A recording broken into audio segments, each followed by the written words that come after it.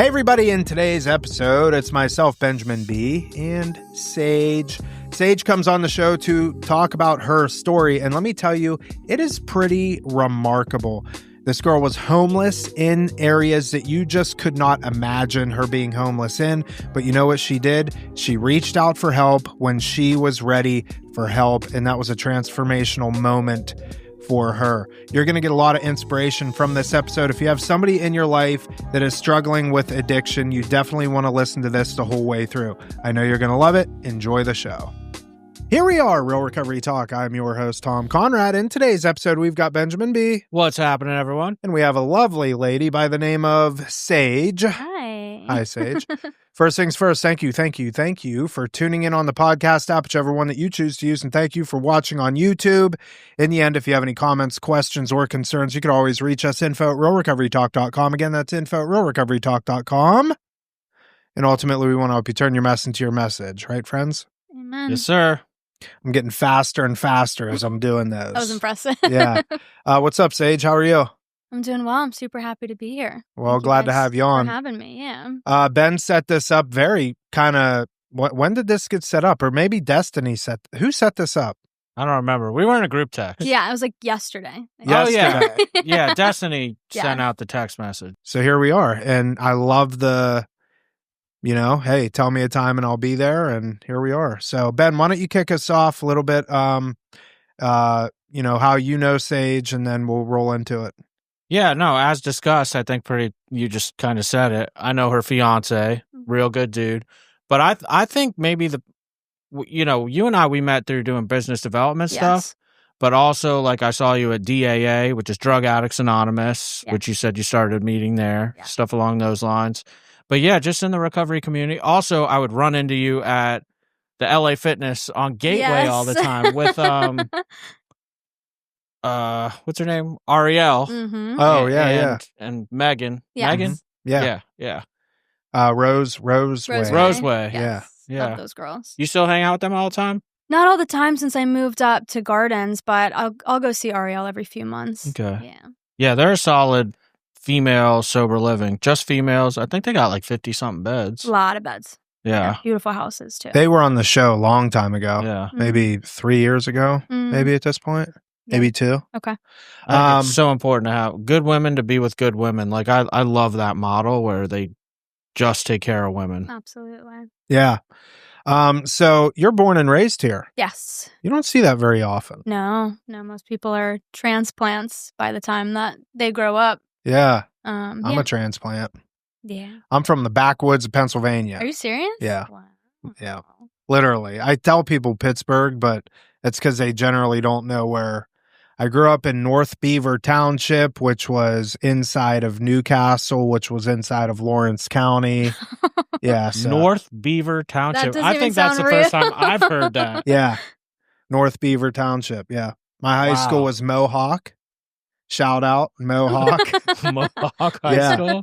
Uh-huh. Wow, dude. We had drive your tractor to school day once a year. Really? Yeah. That's incredible. Yep. So all my buddies had tractors and I drove my lawnmower. Did you? Yeah. I'd have to leave at like 6 a.m. I was going to say, how long did it take? Yeah. A long time. I mean, because, a lawnmower only goes so fast. Yeah, I'm sure. So Put on that rabbit speed, the hair. Pedal to the metal. So what was it like getting clean in your stomping grounds? Because, full transparency, I tell people all the time, one of the best things that you can do for yourself is a geographical change if the opportunity presents itself. Mm-hmm. But you're here defying the odds as well as Ben. Ben defied the odds. So it can be done. Mm-hmm. How'd you do that? So, to be honest, I left. Oh, you did for leave. 4 years. Oh, Yes. never mind. Same story as mine. I But left for listen, 4 years. I still got sober here. Oh my God, you guys are the same person. This is the same story. I want to hear your version first.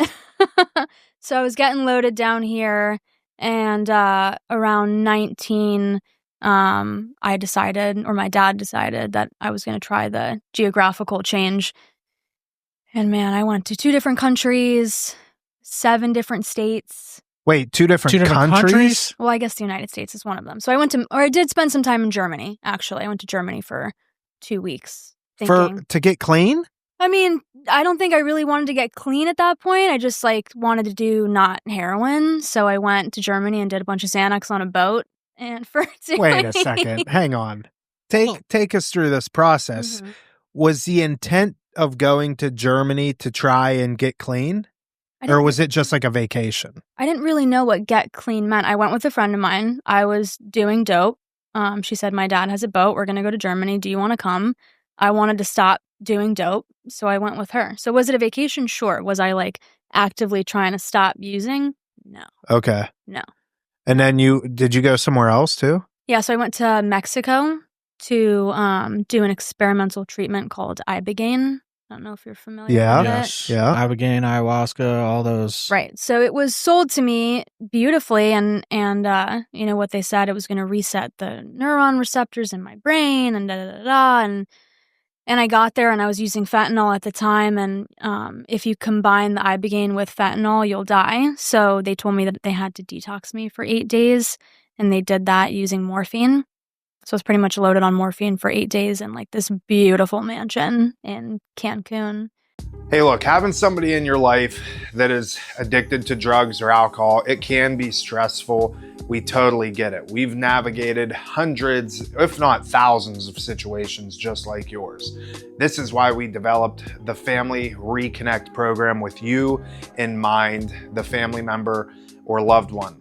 I call it the ever-changing landscape of addiction, and it can be stressful. A lot of times you get angry, frustrated, worried, scared, just a lot of emotion, but you need support. You need people like us and your peers that can come alongside you to help you navigate this situation. This is why we put this program together. We meet every Tuesday at 6 o'clock Eastern time. We're a few weeks in now, and it's an absolute blast. We love it, and we want to invite you there. So if this is something that you're interested in, go to realrecoverytalk.com/FRC, and I'll see you on Tuesday. The day before I was scheduled to do my first treatment, I had to go get an EKG to make sure that my heart was okay, and they told me that I had given myself a heart condition from shooting cocaine, and I wasn't able to receive the treatment. What was the heart condition? I think I don't know the name for it. It was some sort of like drop beat. There was something wrong with the way essentially that my heart was like pumping the blood. Like a rhythm? Something like an arrhythmia or something like that. But it wasn't congenital, so I wasn't born with it. So they were pretty sure that it was self-induced, unfortunately. So they detoxed you for 8 days on morphine and then told you, oh, by the way, we can't do it. And then what? My mom flew out to Mexico, and I started my cross-country treatment journey. So I went to Texas, and then I could name the 7 other states that I went to.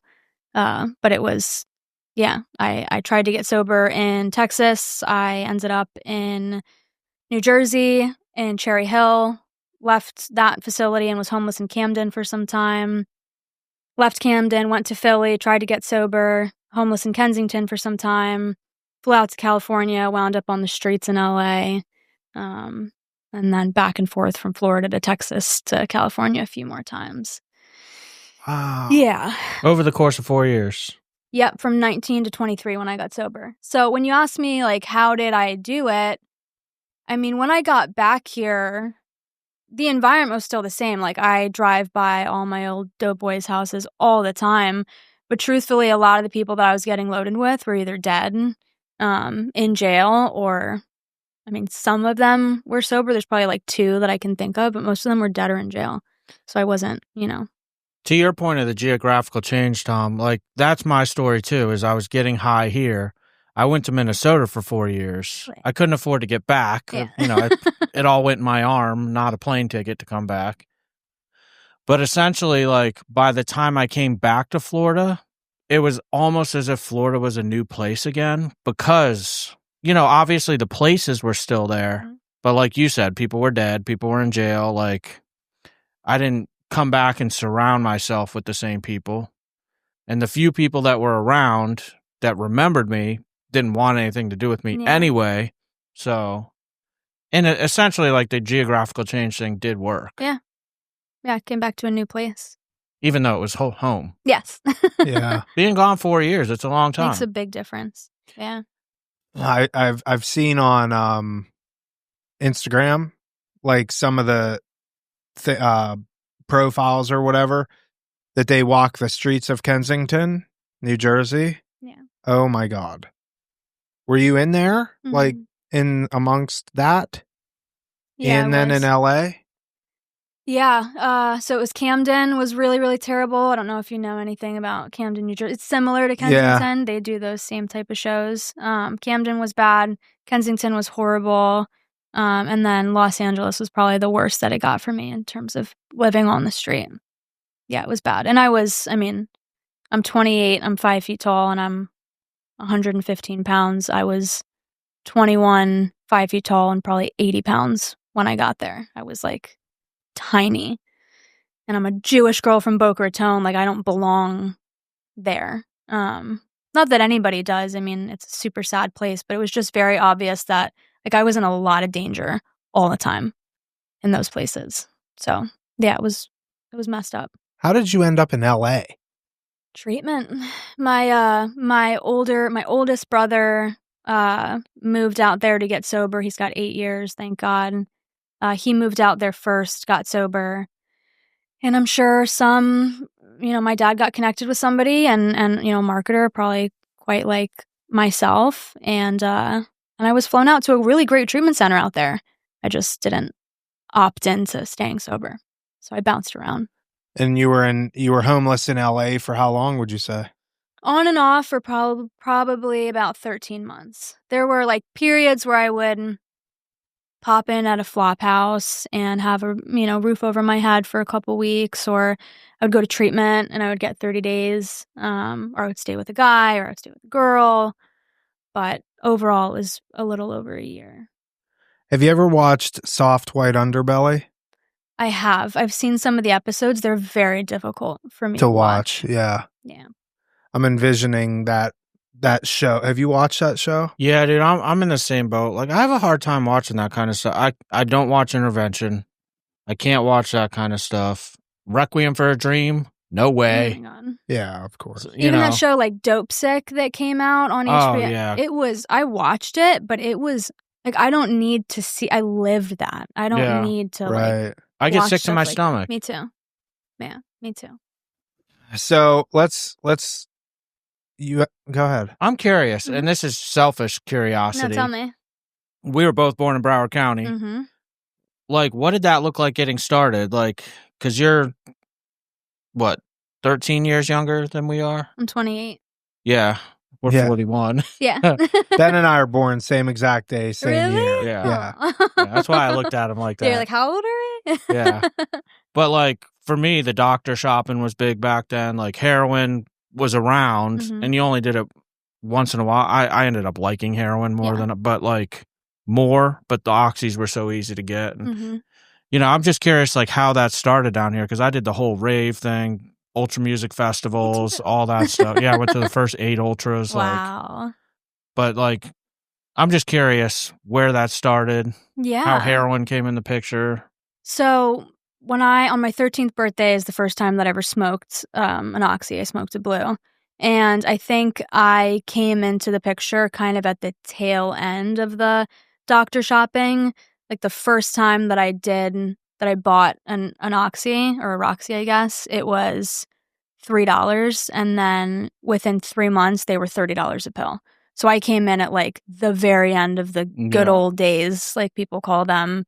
And heroin came when I was like 17, and it was because I had done the raving, I was doing all the ecstasy, all that stuff, but truly, like I loved opiates. And by the time I was 16, 17, I had, a 10 pill a day habit, and I couldn't support it. And heroin was right there. Yeah. Was there anything that you said that you could think back on that, like, if this was different, maybe I wouldn't have maybe smoked that first pill? Is there any like contributing factors to that made you do it in the first place? Totally. Yeah. I believe that nothing that happened in my life made me an alcoholic. And there are so many things that happened prior to me taking my first drink that allowed me to essentially, at 13 years old, be like, yeah, that actually sounds like a really good idea. And I like, there's a multitude of things, but the one that always sticks out to me the most, as I was raised, and my parents are together. They're incredible. Love them. And they met in a certain, like, self-help group kind of situation. And I was raised with the ideology that they believed. And I have a different respect for it now, but it's based off of nihilism. I don't know if you guys are familiar with that at all. No. So Can you explain nihilism, it? Yeah. yeah, and I'm not, don't quote me, but I believe that it's a philosophy that came out of like Russia after the Cold War when things were really dark and bleak, and essentially the ideology is that life is empty and meaningless. So this, yeah, the face you're making. Okay. So this ideology was adopted by this group that my parents are a part of, and God bless them. My dad was a crackhead in the 80s. Like, my mom was a child of a broken home. They were seeking a solution just like I have, and that's what they found, and it worked for them. And my brothers and I were raised that way. And I mean, as a, 6, 7, 8-year-olds, like, that's a really bleak outlook. Yeah. Life is empty. Like, if life is empty and meaningless, why am I Then I doing don't it? want it to be, yeah. I don't want to feel anything. Why am I even here? Right. So, And these pills make me feel something. right. Yeah. My first escape act was like fantasizing about suicide. That was the thing that kept me going, is that I knew that I don't even know how I figured that out. I wrote my first suicide note at like 7. But it was always there. I always knew that if things got bad enough, I could do that. And then I found pills, and That was it. That was it. All the loud stuff in my head that never stopped just stopped for a second. I've been doing some research on the psychology behind suicide and like suicidal ideation and stuff like that. And one of the most interesting things that just kind of summarize it is that it's about control. Mm-hmm.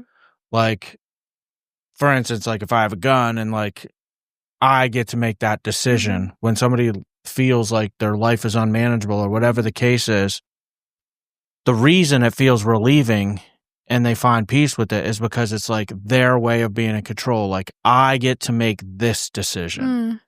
And that really like was like eye-opening for me, the way that was explained to me. Yeah, that makes sense. Yeah, absolutely. There was so much there. I want to go in so many different directions, but I feel like it'll just turn into like it's all for my own stuff. Like, so I don't think it'll serve the conversation well. Because I get into that, like, so I like soft white underbelly. I like watching those things like in Kensington and stuff like that. But it's not. Yeah, that goes back to you were riding your lawnmower to school. Right. Yeah. We grew up in Broward County, dude. Well, what it is, I think, for me is that I just get so taken back by, because you're sitting here. I could not imagine you being homeless in LA, being homeless in Kensington, knowing what I have seen, not experienced, but what I have seen those people doing. And to hear this, I'm just like, I don't know. It's fascinating, but it's like unbelievable at the same time, So take us to 23 when it's like the gig's up. You're back in Florida. So not yet. Okay. I was I had been homeless in LA, like I talked about, and I got sent to Provo, Utah, which is like an hour outside of Salt Lake City. Beautiful treatment center, very rigid. They took away my vape. They wouldn't let They wouldn't let me read books. Like, it was wild. And I did okay for about 30 days. And at this point, insurance had stopped paying for treatment. And my dad was private paying, and he paid for the first 30 days, and I did okay. And then he paid in full for the second 30 days, and I left on the 33rd day. And I hitchhiked to Salt Lake City. Again, 23 years old, like, 90 pounds soaking wet at this point. Hitchhiked to Salt Lake City, and I went on a 5-day run. And it was like the worst run of my life. I feel like that when you start to get closer to the end of being able to like kick it, your runs get like, I just couldn't hang anymore. 5 days I was exhausted. And I wound up 5 o'clock in the morning. I haven't slept in 5 days. My like face is all picked out, and the birds are chirping and the sun is coming up, and I'm just, praying for a God that I don't believe in to just like end it. And nothing happened. No anvil fell out of the sky. No car came and hit me, no matter how much I tried to will it. And I realized that, for whatever reason, like if there was a God, he wasn't going to let me die. And at the time, I thought that was cruel. And like, why can't you just have mercy on me? But I see it differently now. But I ended up making a phone call to my dad again. And he asked me, why should I help you? What's going to be different? And I've heard that question so many times. I mean, I ask it to people when I'm on the phone with them. And prior to this, I had just like a host of things that were going to be different. I was going to get a job. I wasn't going to get a job. I was going to go to sober living. I wouldn't. I wasn't going to get a boyfriend. I mean, all of these things that I thought were contributing factors. And when he asked me what was going to be different this time, I told the truth. And the truth was that I had no idea what was going to be different. Like, I don't know, was what I said. And for some reason, maybe he knew that like that was the first time I was honest in years. So he said, okay, one more time.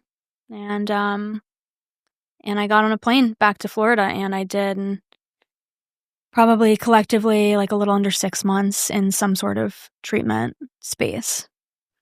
I love that answer. Yeah. I don't know. I don't know is the best answer. I'll speak for myself, because reflecting back, I think about the same thing. I'm like, because people will ask me like, what was different this time that you got and stay sober? I don't know. And when I hear somebody say, I don't know, like a client or whatever, what's going to be, and they're like, I don't know. That is honestly the majority of the time. I almost want to say all the time, Yeah. but there may be an exception to the rule.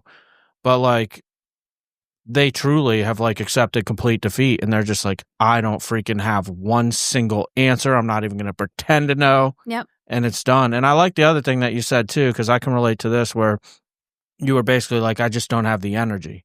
5 days felt like, and I tell that to our clients sometimes here. I'm like, dude, I'm not going back out because I just can't hang like I used tired. to. I'm so exhausted. I can't live that lifestyle. I don't have that type of energy anymore. Yeah. It's not in me. I've gotten too lazy. Yeah. That was the fork in the road for me. And they talk about it in the big book, like we are left with, 2 decisions. I could not fathom living another 23 years like that. It was just like, I could not imagine it. And I wasn't going to die. I had been trying for years and years. So I was left with 2 choices: continue on this way, another 23 years, an alcoholic death, insanity, streets, all of that, or like accept spiritual help. And I didn't have any faith that it would work for me, but it was the only choice. That's what it felt like at that time. So you end up in Florida. You go into a detox program, I'm assuming. Yes. In 6 months of treatment, I'm assuming residential PHP, IOP, sober living. Yes. Briefly, what was going through your mind in those 6 months? Can you like pinpoint a couple of times or a time where it was, you could tell things were different this time than all the previous? Yes, there's one very specific moment that I think about all the time. I had been in treatment for, I would say, probably like 35 days at this point. And I went to a really incredible trauma-intensive treatment facility where, AA and the 12 steps were incorporated, and it was heavy trauma work. But 35 days in, I you know, when people come in, you guys search their stuff, right? Like you search it really, really well. And I had a lot of bags. And I had this brown backpack that I kept like all my little step work in. And one day I reached into the side pocket and I pulled out like a glob of black tar heroin. And yeah, glob. And I had like the thought came to mind immediately, like, oh my God, I can get loaded. 5 seconds later, it was, oh my God, I need to go tell somebody. Wow. And I did. I put it down. I went and got a few of my peers. I told them what was happening. They took me to staff. I walked staff into my cabin, showed them where it was. They confiscated it. And they were like, listen, we have to UA you. And I said, of course. Yeah, it was that was the first time that I felt different. I mean, I'm a junkie. I will do terrible things to get the next one. And for a glob of black tar, good quality heroin to be sitting in front of me, I'm alone in this cabin. And, you know, first thought was, oh. Second thought was like, oh, I need to go get somebody. Huh. I wouldn't even know what that looks like. If you put it out in front of me, I'd have no idea. It looks like tar. It's what it literally looks like, a little piece of tar. Really? It could be a little different in color. Sometimes you look at it's like mushed up Hershey bar. Could be a little gray sometimes. Could be more brown. It just depends. Is it even a thing now? Not here. No. It's a West Coast thing. Texas, California, Utah did it a little bit, but this coast is like powder. It's all powder Minnesota was tar too. Really? It was both. Yeah. Yeah, both. But the tar was the good stuff. Uh-huh. So 6 months, did you do sober living after? Mm-hmm. How long? Let me think for a second. I was in treatment for 88 days in res, and then I went to PHP for a month and a half. I didn't do IOP because, again, I was private paying, and it was just, like, too much at that point. So I moved into a highly structured sober living for... I got my own apartment at 8.5 months sober. So I don't know quite how long I was in sober living for. 8.5 months, we'll call it. Yeah. So 8 months. It was a decent chunk of change that I was around like-minded people, being held accountable, working a program before I even attempted to venture out on my own. You said something there, like-minded people. Mm-hmm. Elaborate on that.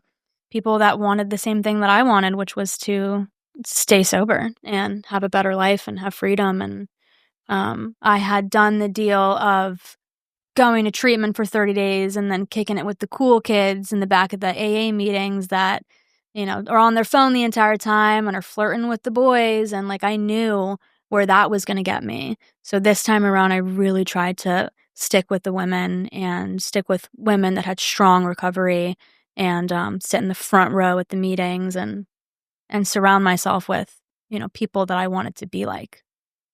I'll just call it what it is, what you just said. Like, you know, I'm in the rooms. Mm-hmm. The women that I see make it walk in with women, and they're usually with like other women that, like, say for instance, I was like trying to 13 step. Like, I feel like you'd Explain what 13 step is for the listeners, Ben. Well, it's step 1 plus step 12. Your life is unmanageable and you want to share it. Mm-hmm. So 1 plus 12 is 13. What? It's when somebody with a lot of time gets with somebody with no time. Yeah. Or even if I wasn't 13 stepping, let's just say I was just some newcomer guy, like, and tried to approach a chick that's like surrounded by those women would like I would come get you. Yeah. Like pit bulls, like. Yeah. Yeah. So you don't even go up to them like based off of that. You're like, those women look scary. Yep. I'm just gonna stay over here. Well, I think that's and maybe let's dive into this a little bit. I think especially your situation, being so young, and you know, vulnerable. I think women have that. It's very important to surround yourself with strong women because, I mean, let's call it what it is. Like, I've said this often, you know, there's generally two things that can lead to somebody picking up: sex and money. Mm-hmm. Right. And a lot of time, and we're also trying to fill that void, right? Of, you know, you remove the alcohol and the drugs and those sorts of things. We want to fill it with something. And so you could see a lot of times with young men in particular, and I'm not giving women or girls get out of jail free card Yeah. here, because they're just as bad. But some of these meetings, if you are in the back row and on your phone and, doing whatever you're doing with the boys and stuff like that, it's just an absolute recipe for disaster. And I think, Ben, what you were talking about is you put yourself in the center of women that have solid sobriety. Yes. They're almost like bodyguards in a sense. Yeah. And you probably needed that. Yeah. Left to your own devices, it's like, hey, I'm going to go shack up with Johnny over here. Yeah. And then a week later, we're going to be banging dope together. Mm-hmm. And then it's just rinse and repeat. Absolutely. So did you have like a core like group of women? Yes. That yeah? I did. Yeah, I was given the instruction pretty much right off the bat from my sponsor that I needed to call 5 sober women a day. And with my girls that I sponsor now, I understand that's a little extreme, so I'll tell them, 2 or 3 if you can. But my instruction was 5 sober women a day. And I formed incredible relationships through those phone calls, one of whom is my best friend. I watched her bring my goddaughter into this world.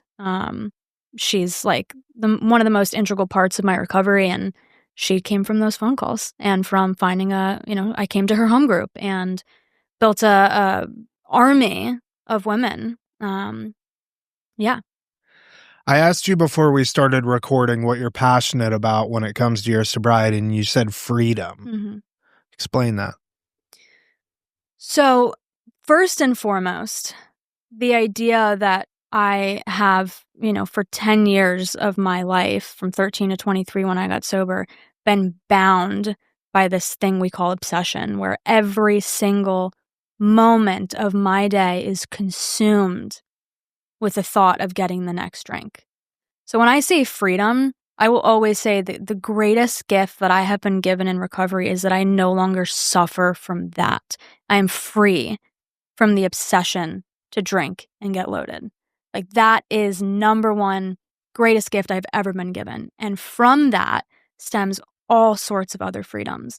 Financial freedom, freedom from like financial insecurity. I no longer freak out when I have an extra bill coming because I know that God's going to take care of it. Freedom from fear of people and places and things, right? I can go anywhere today. I truly, truly can. I can go back to the streets of Kensington. I've been back to Los Angeles and those same places that I got loaded at. I have that freedom. I have freedom from waking up in the morning pissed off that I did. Going to bed at night wishing, being angry at myself that I didn't just end it that day. Freedom from the constant suicidal ideation that I experience. I mean, the list goes on and on. That's what truly, truly what recovery has been about for me is freedom. It's very well put. Yeah, that was well said. Thank you. So looking at your situation now, you obviously work in this space. Mm-hmm. What are you doing? So I do business development. For? Blue Crest Recovery Center. Blue Crest Recovery Center. Ben? 2 locations in Jersey, one in North Jersey, one in South Jersey, mental health, substance abuse, just detox on the South End. Yes. She gave me the speech before. That's how I do all that. Wait, so they're not here? No, so right now we have 2 facilities in Jersey, like Ben said, and then we are opening a 80-bed facility in Fort Myers in the coming future, probably the end of the year, I would say, hopefully. And you went too fast. It's mental health? So in Jersey, it's substance use, PHP, IOP, 12-step heavy. In South Jersey, we just opened a standalone detox, so no residential, just medical stabilization, essentially. And then down here, we will have mental health beds as well as substance use detox res beds. Wow. That's cool. Yeah. You normally, when we have people on, they're like, oh, I work for so-and-so. And we're like, oh, yeah, they're just down the street, So you do the business development down here and then send people up there if need be? Or... If need be, I'm trying to. And I think I'm super blessed and I'm so grateful for, the guys over at Blue Crest that brought me on. Because we are a little ways out from opening in Florida, they really just wanted to give me an opportunity to rebrand, canvas the area, let people know that we're coming. So yeah, that's my purpose right now in Florida. And that'll be substance abuse and mental health? Yes. Okay. What levels of care? So mental health residential, we'll have mental health PHP as well. Huh. And then for substance use, we'll have detox res. And they're all, it's separate separate tracks, essentially. They're not going to intermingle with each other. Nice. Yeah. So what are some of the biggest wins, I suppose, in the last 5 years for you in terms of your sobriety? Like we can all, I know for me, it's like, my children and married and, obviously, I mean, a lot of stuff. Yeah. For you, what are some of those? Well, my first win was getting a year sober. That was like, the coolest thing I still think I've ever done. I mean, the other ones have been like getting my own apartment, paying a bill for the first time, having something in my name, doing my taxes correctly by myself. That was astonishing. Buying my first car in my own name, getting a cat and like being able to take care of her and do like a good job at it. That was a huge win. Landing a job not even landing a job in treatment, because I started as a receptionist at a treatment center. And within 2 years, I was the director of business development, simply because of like the work that I was putting in, how great I was with the families, the other staff. So that was a huge one for me. It was like earning something, earning a title, earning all that comes with it. Recently just bought my first house. That was a huge win. And then, of course, I'm in, an incredible relationship with a guy that you both know very well. And I would say one of the biggest wins today is I have 2 stepkids. And one of the biggest wins for me today is my relationship with them. And that's great. Yeah, the way that they look at me and they call me Sagey and they love me and they want to hang out. And it's just something that I never thought that like anybody would ever let me around their kids, like Chris wants me around them and they want me around too. And it's really, really special. So nice. Yeah. Sagey, that's what they call me. That's cool. Yeah. Where'd you buy a house at? Up in Palm Beach Gardens. Oh yeah, right off North Lake. Oh nice. Yeah. I was living in Deerfield when I first got sober, and Chris is living in Palm Beach Gardens. So when we moved, of course, the compromise was that I was going to move up to Palm Beach Gardens. Right. And one of my favorite restaurants is in Deerfield Beach. Do you know which one? What's that one on the beach? Oh, dude, I'm right there. It's not Benny's. That's up here. No. Is it? Blue something whale bone. Whale's rib. Whale's rib. Whale bone. Yeah, Deerfield's a great I was spot. close. Yeah. As a matter of fact, though, I went there a couple months ago and I was kind of underwhelmed. Really? Yeah, it wasn't that good Yeah. when I went. I went on your recommendation. I was like, yeah. Yeah.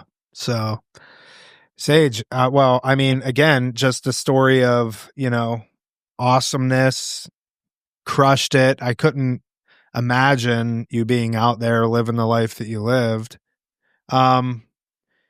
Family member, loved one, parent, they're listening to this and, they have a Sage in their life that's ripping and running, doing all the stuff that you did. What would you say to them? Don't give up. Don't give up. Don't lose hope. If your kid, your loved one, your partner, your family, your friend still has a heartbeat, there's still hope. Yeah. Hope dies when we get put in the ground. And I think the other thing would be, in a weird way, like I had to like let them come to you almost. You know what I mean? I had to really be sure that I couldn't live this way anymore, and I made the call. And I owe my dad like my life, because he did not give up on me and he took every single call. Yeah. So that's what I would say is, just don't give up. If there's a heartbeat, there's hope. If there's a heartbeat, there's hope. Yeah. I see an Instagram reel coming. You're going to do that one. Am I? Yeah. We could just clip that one. Ben here. If there's a heartbeat, If there's a heartbeat, there's hope. Oh, Let me just shoot it to you straight. is that my what's his name voice? Oh, Sean Connery? Yeah, he always says I sound like Sean Connery when I do stuff. Maybe. Well, I don't know. When, Ben, when I do my intros. Mm, any final thoughts, Ben? No, thank you for coming on. That was pretty awesome. thank you. Like I said, it's like a conversation. This was great. Yeah. Yeah. You forget super the mics easy. there. You forget the cameras are Yes. there. Yes, this was super easy. Thank you guys for having me. Thanks, Sage. Yeah. All right, that is it for this episode of Real Recovery Talk. Thank you for tuning in. In the end, if you have any comments, questions, or concerns, you could always reach us. info@realrecoverytalk.com. Again, that's info@realrecoverytalk.com. And ultimately, we want to help you turn your mess into your message. That is it. We will see y'all later.